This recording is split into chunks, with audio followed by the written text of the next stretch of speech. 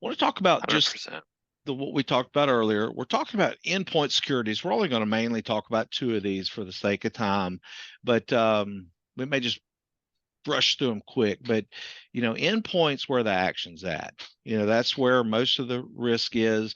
And they can hack a firewall, they can do things like that, but by far and away, they can send an email and they can get somebody to click on something. And if you don't have a good endpoint detection, um, and another thing, which you were talking about, how the human element part of the way Huntress does it is awesome because there's check and balance. They're using the technology to scan for anomalies and pick up that stuff.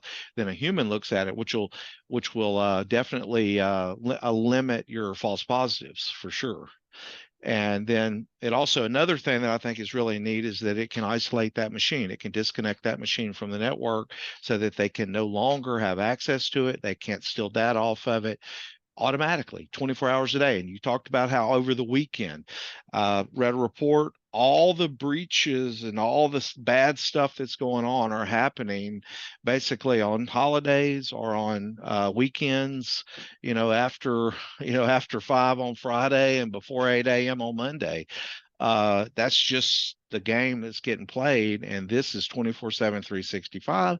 And I'll throw another benefit. Again, why I wanted you on is because for a business owner, the cost of this, having it so you fill out when you fill out that cyber liability form, you'll reduce your cyber liability costs, the insurance cost enough to pay for this, and you won't get breached. Wow, isn't that awesome?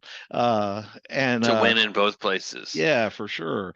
But because you have a true endpoint detection and response, EDR solution is what is what it's called. So really pretty cool. So let's jump in. We'll talk a little bit about this first one here and this fifth one here, but identifying and understanding your entry points because things have changed as far as Yeah. entry points. Yeah, 100%. So, there's a think of any way that they can get into your network. Email, again, I feel like email is the highest volume because you don't need physical access, right? I don't need to be where you are. I don't need to know where you are. I'm just gonna send out a campaign of bad stuff and see who clicks on it, right? If I send How hard is it for me to send 100,000 emails? I can create a bot that'll send that out and leak it out through a 24-hour period and never get flagged. And then if I get 100 people to come back to me, and that first email, right? What does that first email look like? Hey, I'm reaching out about XYZ, and there's nothing in it to block. It's just text.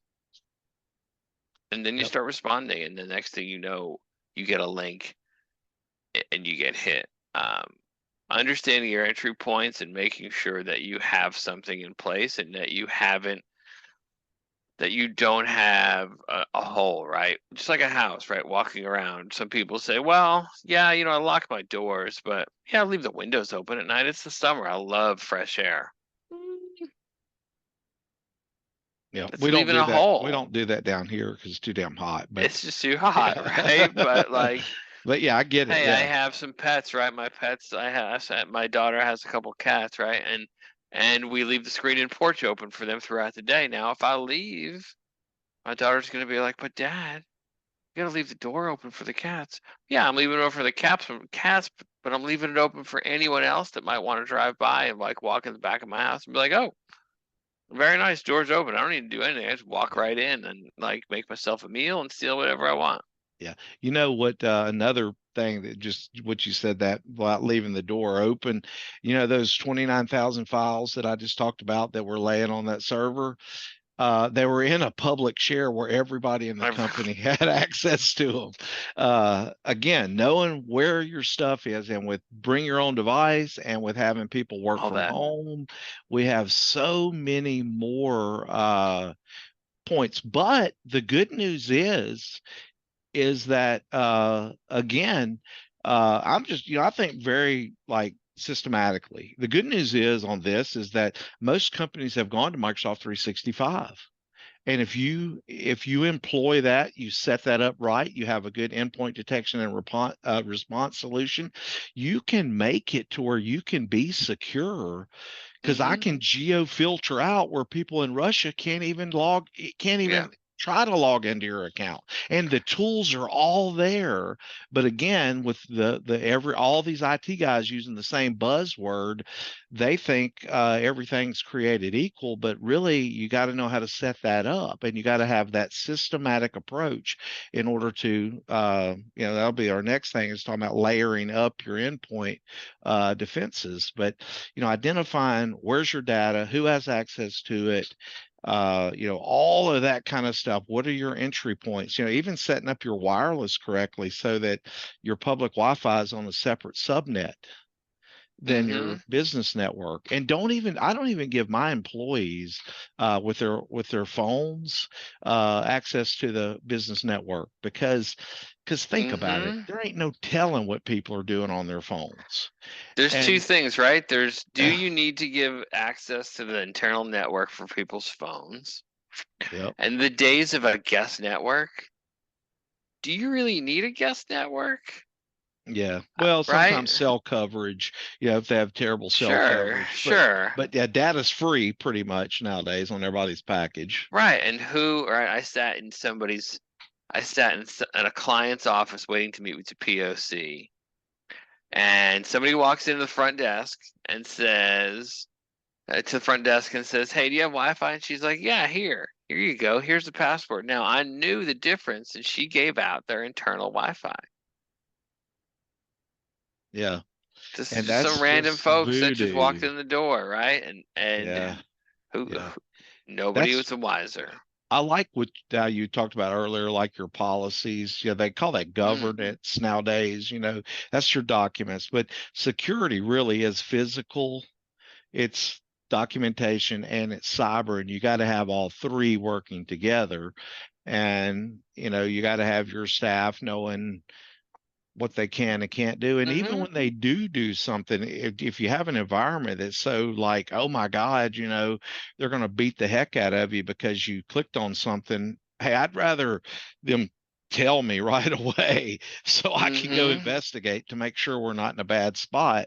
But if you have an environment that doesn't have a conversation, this is something I've been talking a lot about too, about teams. All of my success in my life has come from the team I hang out with, and from personally in turn into the business is in building and working with people and helping us achieve our goals, and then externally having good money managers, good guys that know real estate, all the things that I'm in. I own several companies, and really, I'll be honest with you, it ain't because of me.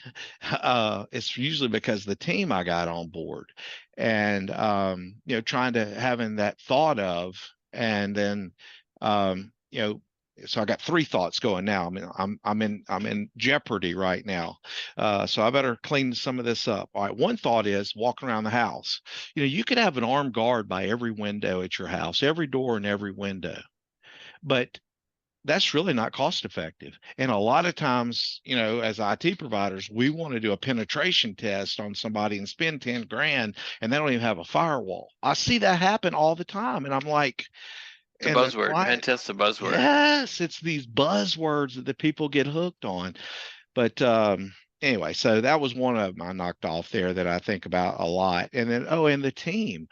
Like what I would really encourage people to do is, like, internally employ their marketing people uh to help inform people with the cyber threats. Mm-hmm. Have a little fun with it, but you got to have everybody communicating. But when I do talks and stuff, it's sometimes the owner, a lot of times the owner, it'll be an IT guy and maybe the financial person that'll come, but the operations people usually never come, the marketing people never come. It's just Yeah.